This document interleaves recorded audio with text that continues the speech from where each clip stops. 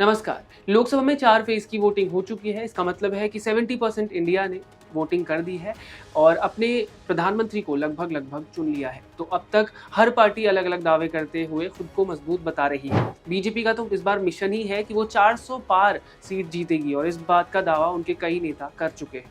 इस बीच जाने माने पॉलिटिकल एनालिस्ट और बिहार की जनसुराज पार्टी बनाने वाले प्रशांत किशोर ने बीजेपी की सीटों का अनुमान लगाया है। प्रशांत किशोर ने इस बार विपक्ष को भी मजबूत बताया है, लेकिन उन्होंने जीत का दावेदार एनडीए को ही रखा है।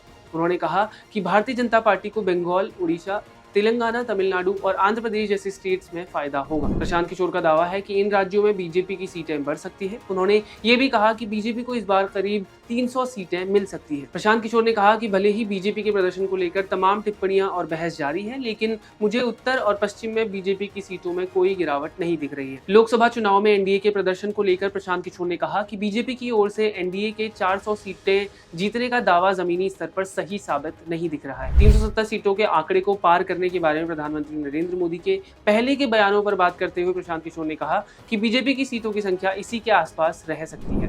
वहीं विपक्षी दलों का कहना है कि बीजेपी इस बार 150 सीटों पर ही सिमट जाएगी। अब बीजेपी और विपक्ष के इन दावों में कितनी सच्चाई है वो तो रिजल्ट आने के बाद ही पता चलेगा। लेकिन आपका क्या मानना है बीजेपी के 400 पार मिशन पर? हमें कमेंट करके जरूर बताएं।